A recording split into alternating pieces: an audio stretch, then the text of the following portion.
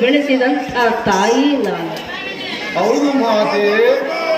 ಅಮ್ಮಯ್ಯ, ಅವನ ಕೈಗೆ ಒಪ್ಪಿಸುವುದಕ್ಕೆ ನನ್ನ ಮನಸ್ಸು ಒಪ್ಪಲಾರ ರಾಮ.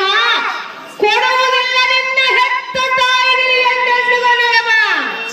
ಆಗೋ ಎನ್ನ ಪಡೆದ ತಾಯಿ ನಿನ್ನ ಪುತ್ರನ ಮಹಾರು ಬರದ ಮೇಲೆ ನಿನಗೆ ಅನುಮಾನವೇನು ಮಾತೆ?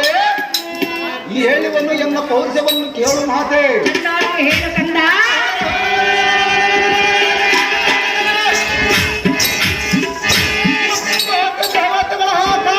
ಪಕ್ಷಿಯನ್ನು ಎನ್ನೊಡನ ಕಾಳಗಕ್ಕೆ ಬಂದರೆ ಈ ನಿನ್ನ ಮಗವಡರ ಸಂಭವನದ ಭಾರ್ಗವರವನು ಚಿಂತೆಯಲಾರನು.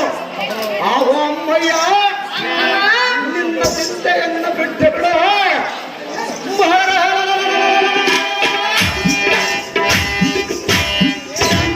ಪ್ರಚಂಡನಾದ ನಿನ್ನ ಬಂದವನವನ ಶಿರವನ್ನ ರಗಡು ಅವನ ದೇಹವನ್ನು 10 ಕಾಗೆಗಳು ಉಡಬಡಿಸಿ ಕಪ್ಪು ಊಟ ಮಾಡಿದನು.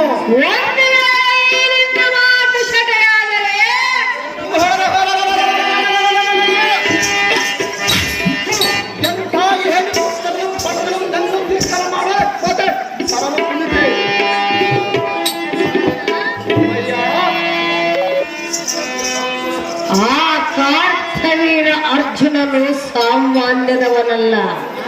ಈ ನಿನ್ನ ಮಗ ಭಾರ್ಗವರಾಮನು ಸಾಮಾನ್ಯದವನಲ್ಲ ಮಾತೆ. ಅವನು ಎಂಥವನೆಂದು ನೀನಿನ್ನು ತಿಳಿದುಕೊಂಡಿಲ್ಲ. ಆಗೋ ಅಂಬಯ್ಯ, ಈ ನಿನ್ನ ಮಗ ಬಡವ ಸಂಭವನಾದ ಭಾರ್ಗವರಾಮನು ಅಂತ ರಾಮ ಅಮ್ಮಯ್ಯ ಎಂಥವನೆಂದು ನಿನಗೆ ತಿಳಿಸಿ ಹೇಳಲೇ? ಅದೇನು ಚೆನ್ನಾಗಿ ಹೇಳು ಮಾತೆ. ಅವನು ದೇವತಾಂಡವರಕ್ಕಿಂತಲೂ ಸೊಕ್ಕಿನಿಂದ ಮಿಕ್ಕಿ ಮೀರಿ ಮೆರೆಯುತ್ತಿರುವನು ಮಹೋನ್ನತನಾದ ಕಾರ್ತವೀರಾರ್ಜುನನು. ಅವನಿಗಿಂತ ಮಿಕ್ಕಿ ಮೀರಿದವನು ಮಾತೆ. ದತ್ತಾತ್ರೇಯವರ ಪ್ರಸಾದದಿಂದ ಜಯಿಸಿದಂಥವನು ಅಧಮನಾದ ಕಾರ್ತವೀರಾರ್ಜುನನು. ಈ ನಿನ್ನ ಮಗ ಭಾರ್ಗವರಾಮನು ಅರಿಷಡ್ವರ್ಗ ಗುಣಗಳನ್ನು ದೂರ ಮಾಡಿದವನು ಮಾತೆ. ಸಹಸ್ರ ಅಧಮನಾದ ಕಾರ್ತವೀರಾರ್ಜುನನು.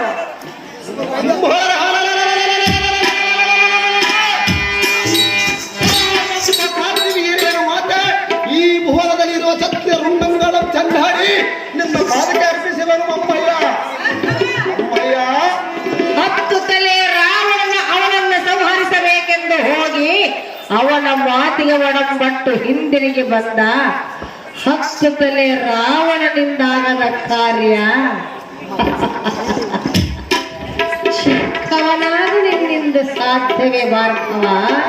ಅಮ್ಮಯ್ಯ, 10 ತಲೆ ರಾವಣನ ಕೊಂದಿದ್ದು 1 ತಲೆ ಶ್ರೀರಾಮಚಂದ್ರನು ಮಹಾತೆ. ಅಮ್ಮಯ್ಯ, ಚೊಕ್ಕಟವಾದ ನಿನ್ನ ನುಡಿಗಳನ್ನು ಕೇಳಿ ಅಕ್ಷರತೆಯ ಕರುಣ ಕಿತ್ತಿ ನಿನಗೆ ನೇಮವನ್ನು ಕೊಡುವಳು ಈ ನಿನ್ನ ಮಾತೆ ಎಂದು ನೀನು ತಿಳಿದುಕೊಂಡಿರುವಿಯಾ? ಹೌದು ಮಾತೆ.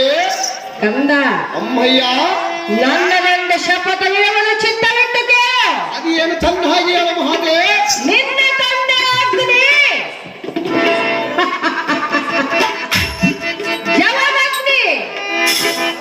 ಸತಿ ರೇಣುಕ